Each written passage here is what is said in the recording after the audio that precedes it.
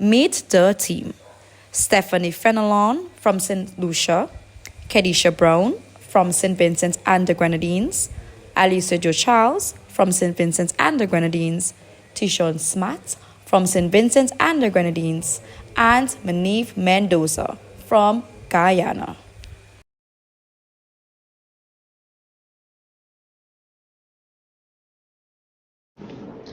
Supervision. The term supervision refers to the methods in which adults assist in protecting children from danger. The procedure of supervision is active.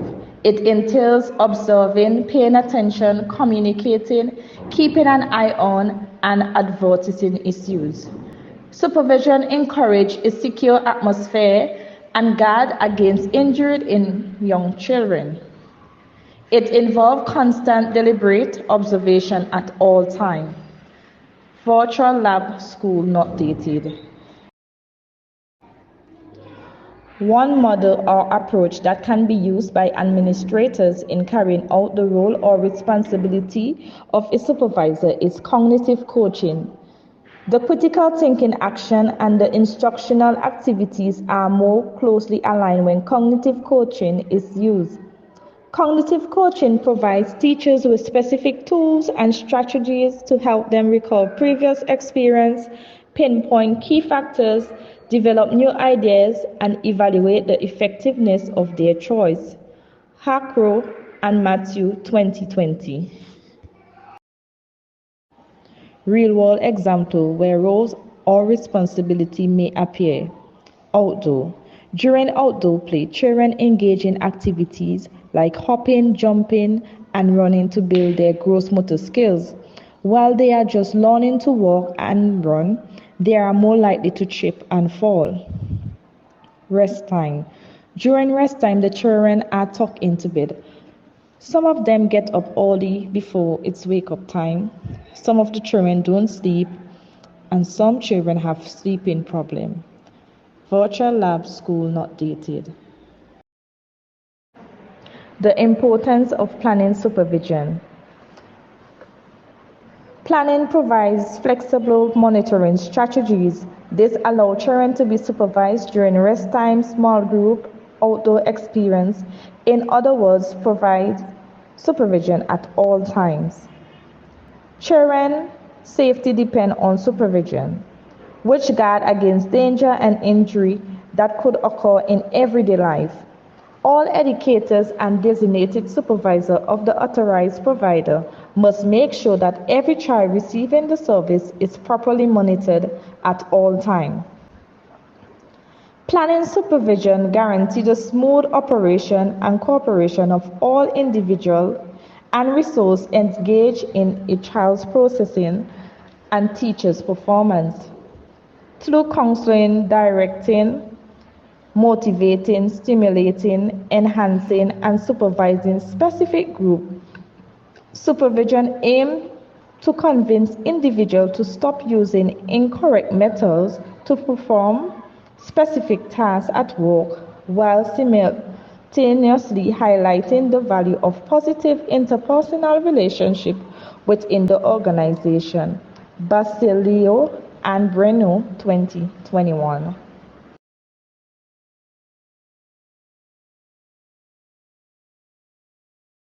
Decision-making is a crucial responsibility for administrators in the early childhood settings. It involves making choices and selecting the best course of action for the benefit of children, staff, and overall program. Ali 2022.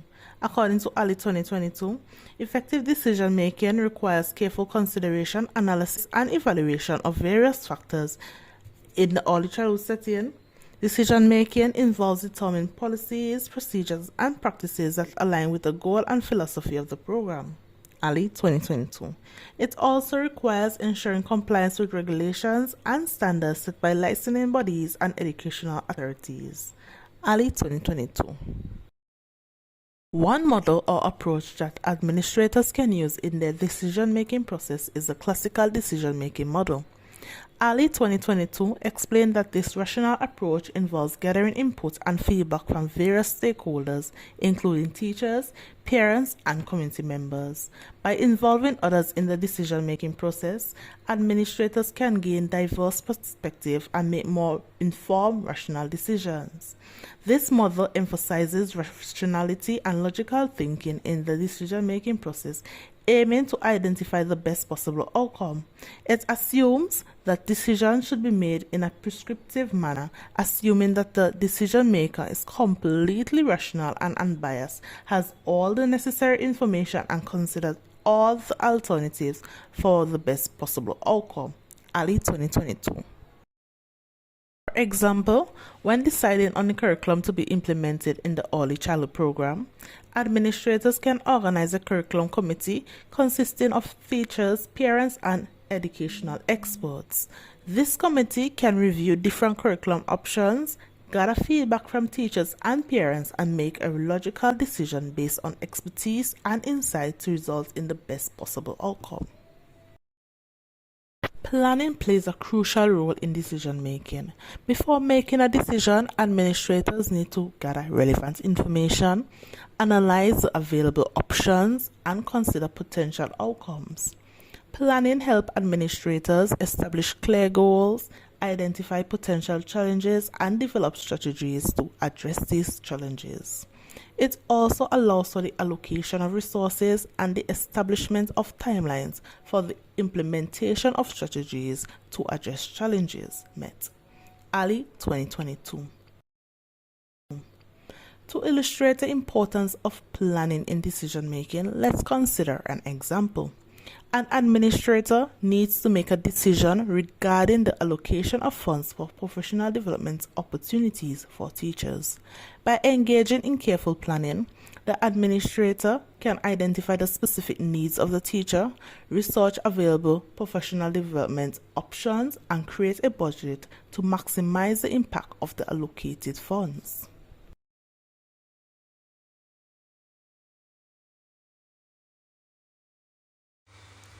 What is conflict resolution? According to Andrews 2017, conflict resolution as it relates to the early childhood setting refers to addressing and resolving conflicts or disagreements among the young children, staff, or parents. How to resolve conflict? One approach that can be used by an administrator is using the collaborating approach. According to ECFS 3002, Unit 9, 2023, the collaborating approach is associated with the animal owl. In this approach, both parties win. The unit further states that the purpose of this approach is to get all parties involved in a conflict to come together and discuss possible solutions to the conflict. According to CAPMA 2020, there are many benefits when using the collaborating approach. Some of these benefits are: 1. It encourages creative problem solving. 2. It builds rapport and respect between the parties. And 3. It tackles the conflict openly and prevents anyone from taking sides. By using the collaborating approach, methods such as iMessage can be used. According to ECFS 3002, Unit 9, 2023, the use of iMessages helps to build communication skills and conflict resolution skills. The iMessage has 4 parts. These parts are: I feel, when you, I want, because. Conflict resolution will always arise in an early childhood setting. Let us look at one example of how conflict resolution will appear. Imagine that a parent is confronting a teacher who did not ensure that parent's child ate at lunchtime. During the confrontation, the parent was loud, thus prompting the teacher to walk away. As an administrator, this conflict can be resolved when the teacher and the parent are both seated in the administrator's office and are able to speak in a civil manner concerning the issue. During the resolution of the conflict, both parties will be encouraged to neither raise their voices nor make accusations, as there is always 2 sides to a story. Why is planning important? It is important to plan when taking up the responsibility of someone who has to create conflict resolution.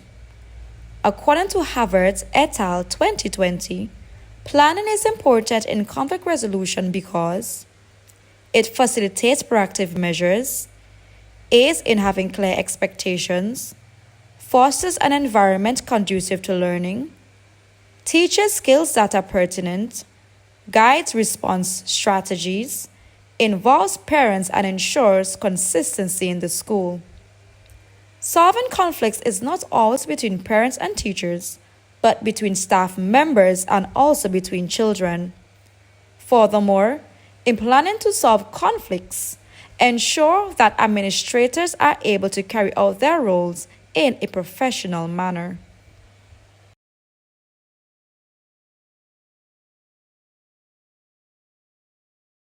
According to Coleman et al. 2018, working with families entails collaboration.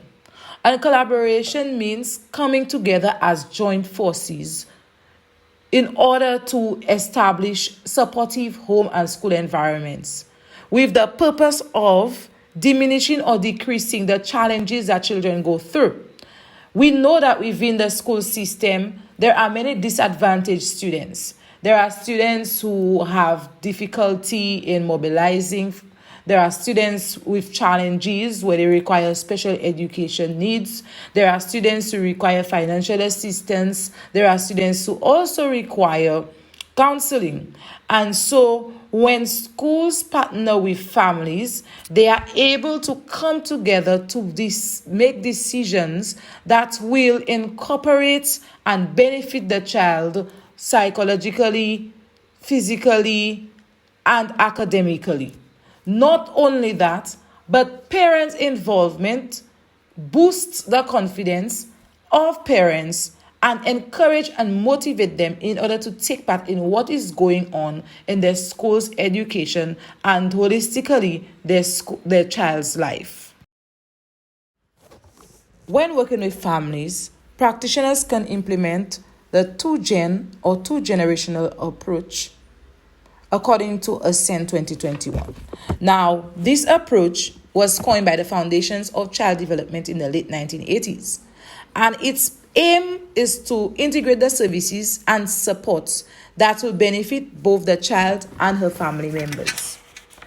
It also boosts the welfare of the child while boosting the welfare of the adult by supporting the adult to learn different ways, means, and strategies that will benefit her child and the whole family. Now, what does working with families look like in the real world? According to the approach that we just explained, this is an example. You have a single parent that has a young child that is enrolled in the early childhood program. The child now, she attends the early childhood education center to receive top quality early learning experience. From there, the parent now receives instruction in essential job skills and career development opportunities from that very same institution. And therefore, she gains knowledge and financial literacy workshops to help her manage her finances. With these finances now, she's able to go back home in order to develop and improve on the quality of her child's education, her child's welfare, and her family as a whole.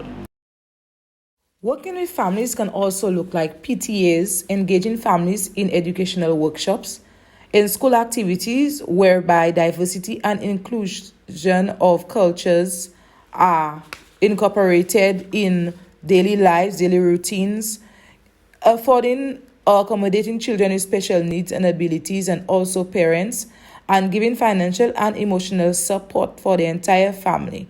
Also, engaging parents in policy designs that will benefit the child and making every family member feel valued and important. Why is planning important?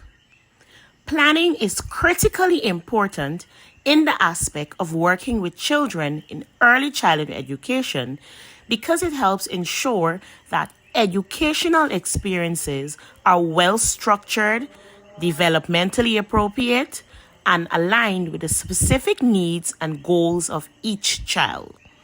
Some key reasons why planning is essential include individualized learning.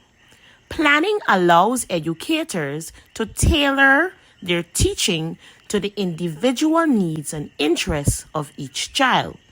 For example, if a teacher identifies that a child is struggling with fine motor skills, they can plan activities and interventions to support the child's development in this area. Sequenced learning. According to Wood 2020, planning helps educators create a logical sequence of activities and experience that build upon one another. For instance, in a literacy program, educators can plan a series of lessons that gradually introduce more complex reading skills as children progress. Assessment and evaluation. Bezzelli 2018 states that effective planning includes setting clear learning objectives and goals. This makes it easier to assess children's progress and determine whether they are meeting developmental milestones. For example, an educator may plan regular assessments to measure a child's language development and identify areas that need additional support. Differentiation. Linder and Sawab 2020 states that planning enables educators to differentiate instruction to meet the diverse needs of children. For example, a teacher can plan to offer additional support or enrichment activities based on each child's abilities and interests.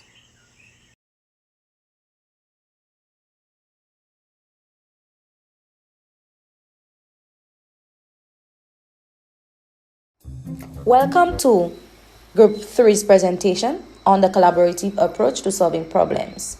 And today we have the situation whereby a child went to school and was supposed to have breakfast, but the teacher did not allow the child to have breakfast because her name was not on the list. Therefore, the family got involved and wanted to stir up some problem in the school. However, the teacher, along with the administrator, were able to handle the situation amicably with the parents. At the end, everybody won.